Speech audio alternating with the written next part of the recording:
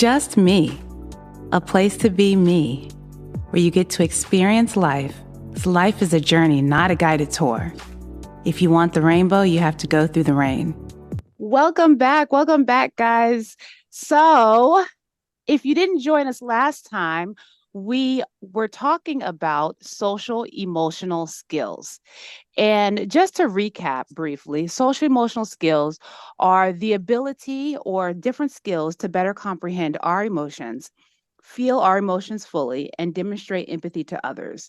And for a lot of times, it is our ability to formulate positive relationships, make healthy decisions, and to create frameworks around the ability to achieve our goals and interact in positive, healthy relationships with others.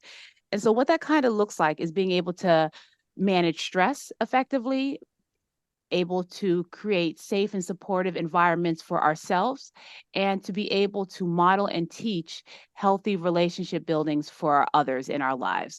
And when we think about social emotional learning, for social emotional skills, we have the 5 different skills, which is the self-awareness and self-management, which we spoke about at our last episode. So if you did miss that, check us out where we talk about what exactly self-awareness is and what exactly self-management is and how that is portrayed in different relationships, including parenting, including in our professional lives, and including in our intimate or friendship relationships. So today, we're going to carry on with 2 other social emotional skills. The first being social awareness, and the second being relationships. So, with social awareness, thinking about what social awareness is and the definition of social awareness is the ability to put yourself in other people's shoes and to acknowledge that they're from different backgrounds, different cultures, and that they may have grown up in a different environment or they have grown up in a different environment from you. And to take this information and act with empathy and in ethical, healthy manners to support healthy relationships within your home life, within the school life, within the community, or within your work life. So it's really embracing other people's diversity and showing empathy. You may not completely understand, but you're able to show grace and extend grace to other people because their perspectives are just as valid as your perspectives. And I know that for situations that have arose in the past in our culture or in our society, excuse me, there have been some challenges with acknowledging that people come from different backgrounds as us. And if they don't agree with our perspectives, then they're wrong. And that has been a lot of the narrative in political rhetoric. That has been a lot of the narrative within some of the events that have happened where people kind of externalize their emotions, whether it be with aggression at school, whether it be aggression in the workplace.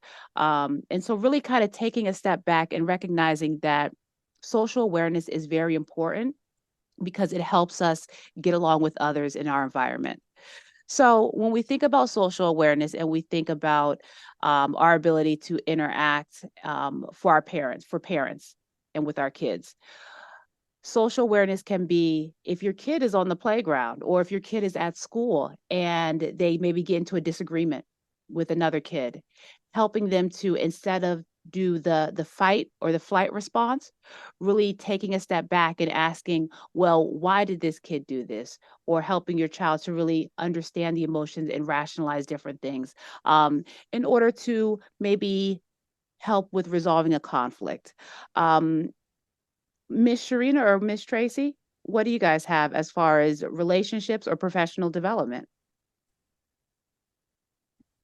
So when we look at relationships, and just as you mentioned, ability to understand and share your feelings with others, oftentimes in relationships, you have to take the focus off of you, whether it's in a marriage or you're dating, a relationship at work, any type of relationship. Get the emphasis off of you and begin to understand the person that you're dealing with, to think about other people that are around you and avoid being selfish or kind of self-absorbed type thinking.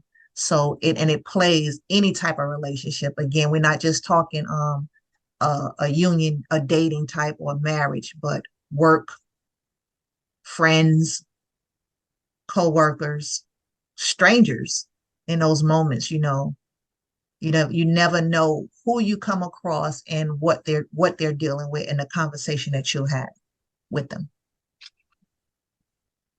And also with social awareness, we have to have patience.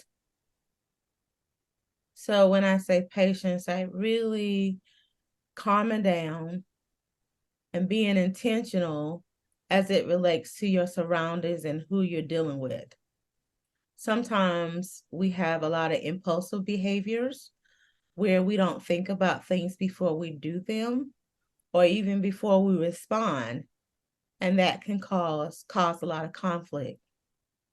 So with that, with the patience that I'm expressing about, we're wanting you to have gratitude, like being grateful as it relates to being in that situation with that person and showing some sort of empathy and sympathy as it relates to what's going on. And as Miss Tracey said, really taking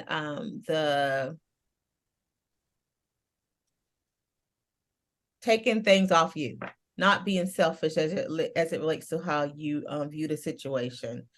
And also recognize situational demands and opportunities. So this is the time with this social awareness where you can increase your relationship with that person, let that person know that you're very intentional as it relates to being in their presence.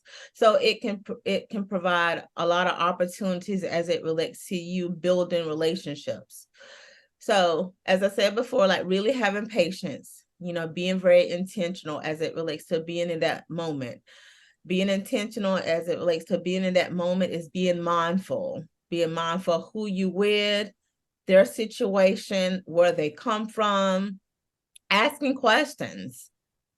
That is a great social awareness skill, like asking questions to find out more information as it relates to what is the situation beforehand. And after you ask questions, you also have to have good listening ears. And that is a great social awareness tool. It's like being able to listen. And with those skills that I just discussed, it will help as it relates to enhancing your understanding of social awareness. I like how you brought out like to really be patient, and it made me think. Growing up, your parents tell you to be considerate of others, and if how does my behavior or my response, how is it going to impact that person? So when you say like slow down and just be aware of what's going on, do I hurry up and pop off, or do I have that empathy and really understand it to really meet them where they are? And today in society, a lot of people say, well, people are attacking me a lot. And I think that attack comes from, really thinking that whatever they're saying, you're making it your concern and not just being patient and really listening as it relates to what's going on. And there was something that I saw that kind of supports this whole social awareness, is that just because something is my trigger doesn't mean it's somebody else's trigger, and vice versa. So recognizing that the same statement that is offensive to me may not be offensive to somebody else based on their experience and their perspective, or how they grew up, or how they interact in the world. So recognizing that just because it's offensive to me, that they may not have taken it as offensive, or may not have seen it as something that could be offensive towards me. And so taking a step back and really having that mindset to, like you said, Ms. Shirena, listen, take a breath, and then speak and ask questions.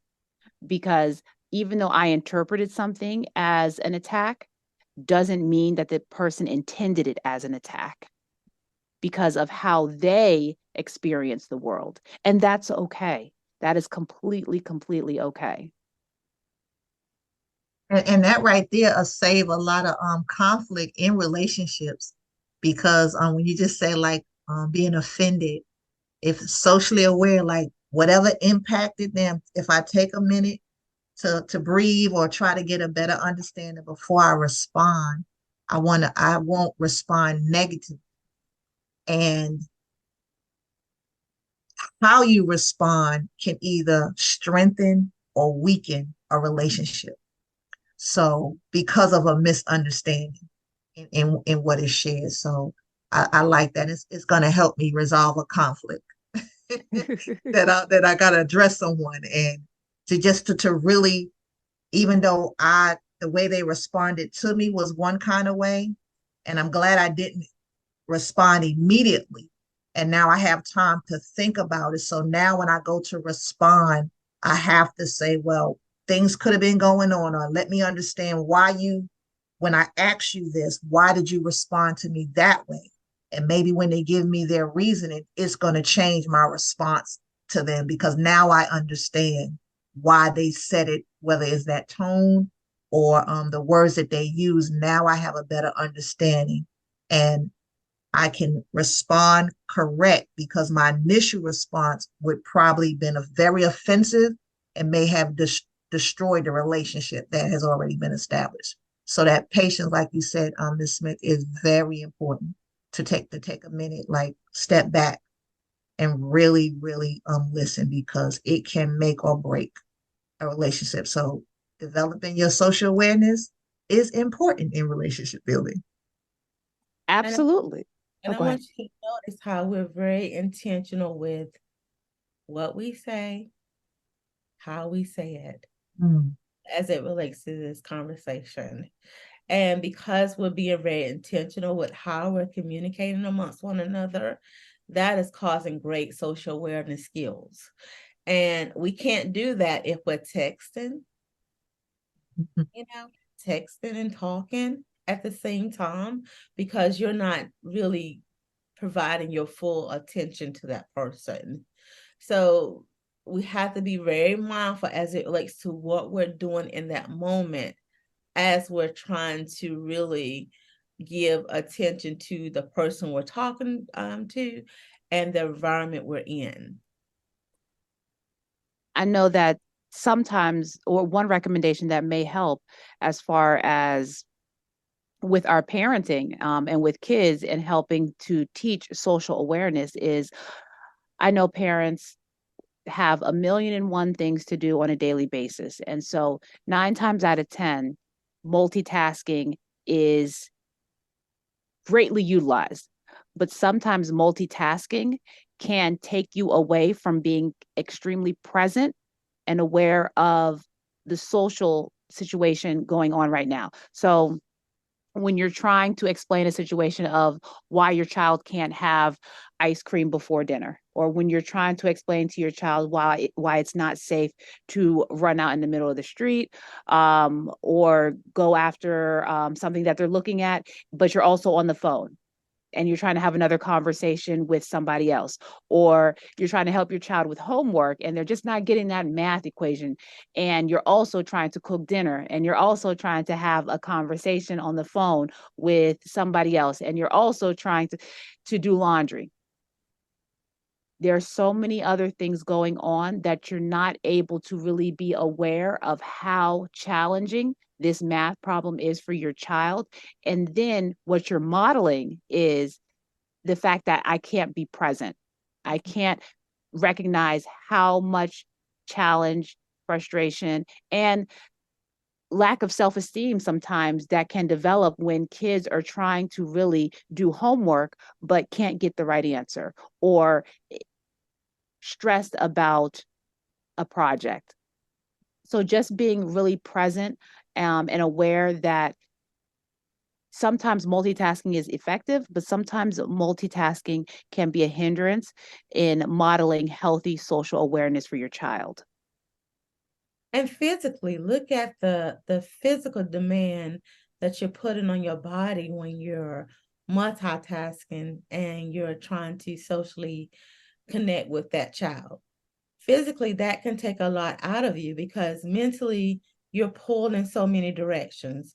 You said the telephone, talking to somebody on the phone, trying to work with your kid, and looking or listening out for the clothes.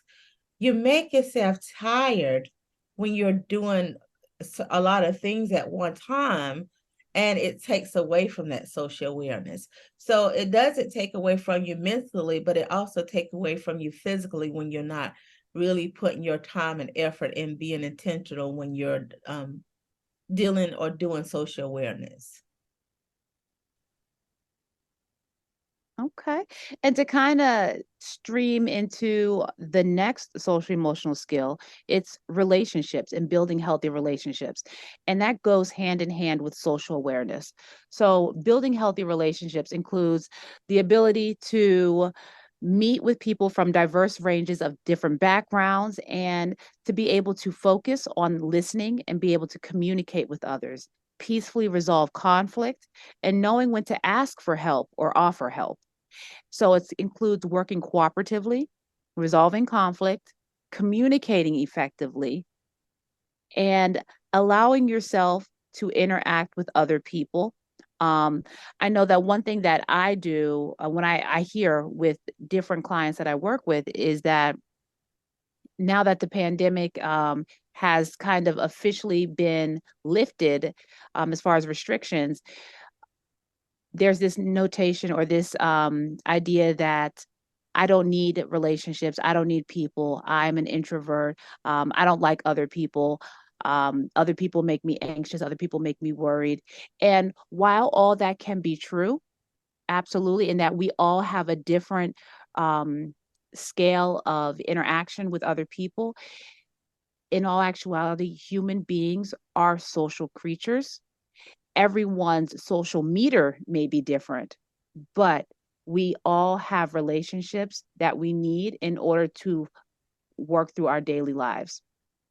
So it's not just intimate relationships. It could be relationships as parents. You have to interact with teachers. You have to interact with principals. You have to interact with other parents that your kids are interacting with or playing with. And so, with that being said, that is a type of relationship. So, working on navigating those, working on not being as restrictive, active listening, listening to the teacher as they may be during that parent teacher conference and receiving that information about your child and asking further follow-up questions instead of doing maybe sarcastic rebuttals. Tracey, what do you have for relationships? Yeah, so even piggybacking on what you said, it gives you an opportunity to help discuss the emotions. So in the relationships, like the emotions are going everywhere, just depending on the situation. So building that bond, strengthening that relationship, having that empathy, you help build trust. One thing I remember saying when people say I feel you in relationship, it used to be just like a saying, but to really when I'm talking to somebody about what I'm going through and they say like I feel you, they kind of making me feel a little safe in that space to say, well, maybe they really do understand. So that's another way of empathy to me.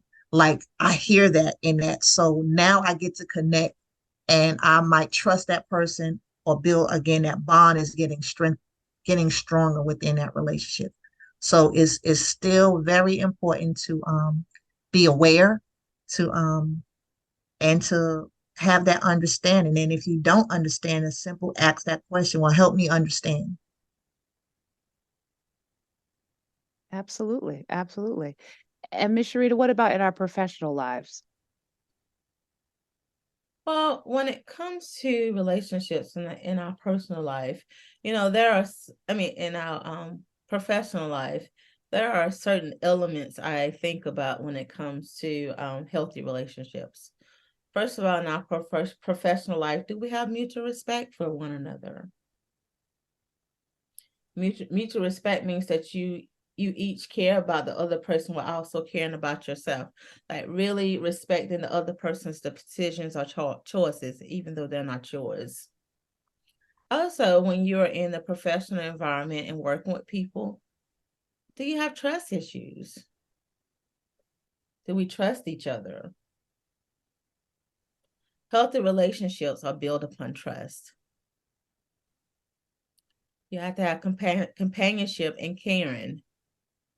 If you're in a professional environment where you're with these people 8 to 10 hours a day, it's very important that you have a sense of caring skills and compassionate skills.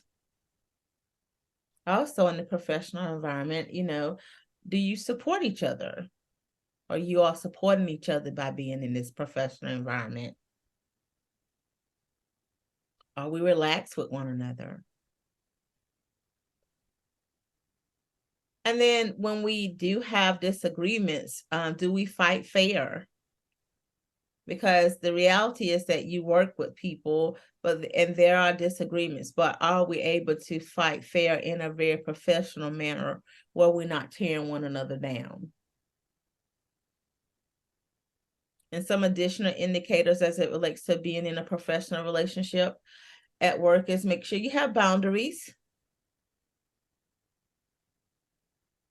Make sure you practice equality.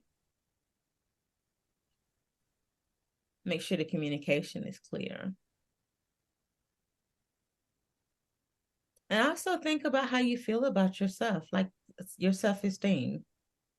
Because if you don't have good self-esteem, that means that you're looking at things in a negative manner.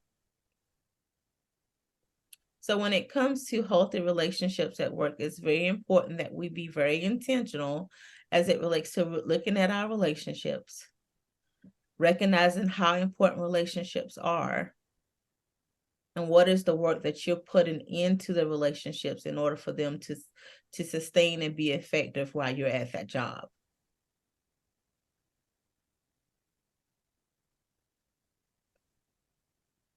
Good information, ladies. Okay. So thank you everyone for joining our conversation this week. I hope that you guys received some valuable information as far as continuing on social emotional skills. We have one more skill to talk about, and that is responsible decision making. So hopefully you will check us out and hit us up again next time. We do have a lot of awesome opportunities as far as workshops, as far as opportunities going into the school systems, into the businesses, with really practicing and implementing some healthy relationship building skills and workshops, activities at your place, at your business. So if you are interested, please hit us up at www.justmetherapy.com, or you can reach out to us via email at justmepodcast1@gmail.com.